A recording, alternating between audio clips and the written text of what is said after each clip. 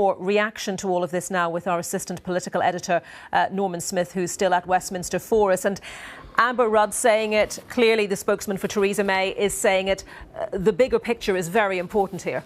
It's clearly, if you like, a calibrated response from the government. Yes, they want to condemn Donald Trump's tweet, but no, they do not want to compromise in any way relations with the United States, not just for the obvious fact that they are our closest ally, but also in the post-Brexit world. We are going to need good relations with the US if we're going to secure this crucial trade deal. So Downing Street holding back, Amber Rudd holding back from any move, for example, to cancel the proposed state visit, which a lot of MPs in the Commons now have been calling for. Although interesting that Amber Rudd said the date and the arrangements had still to be agreed, which suggested to me that might be pushed back into the deepest, darkest, longest of grass. So what is Labour's take? How should the government respond? I'm joined by the Shadow Foreign Secretary, Emily Thornberry.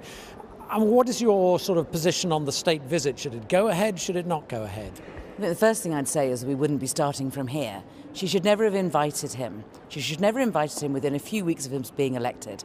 Every other American president has had to wait for years. They have to settle down, and we have to be sure about who it is that we're inviting, or who the Queen is inviting. But she was so keen to invite him quickly, and so keen on this trade deal that he was tweeting about and saying, if you remember, how we could have it within a few weeks. And so distracted by all of that, and on the very day that he signs the Muslim travel ban, she's holding his hand, she's inviting him to see the Queen. We wouldn't be starting from here. We are here. So now what? So now the difficulty is that the invitation officially comes from Her Majesty. So how do we get out of this without embarrassing Her Majesty and without drawing her into politics in this way? You know, that's why a state visit is a big thing, and we need to deal with it properly. So if it can be finessed, I mean, I certainly don't think he should be coming next year. I mean, next year is supposed to be a happy event for the royal family. So we certainly don't want Trump turning up in the middle of all of that. But, you know, how far we can kick the can down the road, whether it actually can be finessed so that the invitation is withdrawn, is something that, you know, we're happy to look at diplomatic ways in which it can be done.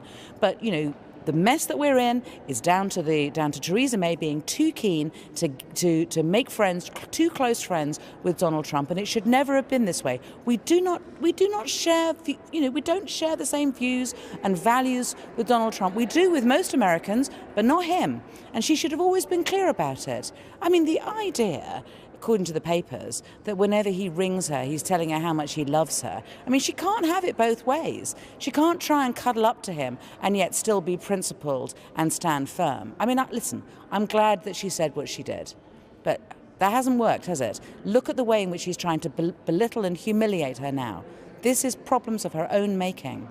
But that sounds as if, I mean, I hear what you're saying, but it sounds as if you broadly would go along then with what Amber Rudd seemed to be suggesting, namely, not going to cancel the visit, but we're going to see about the dates and arrangements, and really that might be some long way off. Well, we were at a stage where he wasn't going to come until the British people loved him. So that I would have been fine with that, because he probably therefore wouldn't ever come.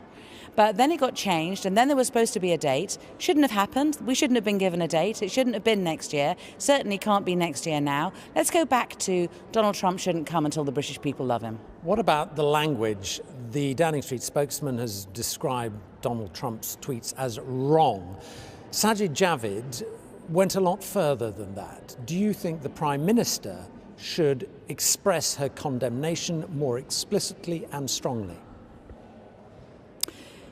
Given how scared she's been to condemn him until now, what she said was pretty strong for her. I don't think it's strong enough. One of my colleagues was murdered by somebody shouting Britain first, and a supporter of Britain first. So I don't even know where to start at the idea of the President of the United States retweeting the videos of this despicable organization that seeks to promote hatred. I don't know where to start. But, you know, for Theresa May, she's done quite well so far. But, you know, she needs to learn the lesson from this, which is you cannot be friends with this man. And his views and his values are not ours. Yes, we work around him and we work with other Americans because, of course, we don't leave America behind because, of course, they're our valued ally. But not him. Not him. OK, Emily Thornberry, thanks very much for your time. Well, we'll hear from the Prime Minister around about 12:30. She's in Jordan. It's a speech about the Middle East, but there are questions and answers afterwards. And Downing Street fully expect and know she will be pressed about this. Norman, thank you very much.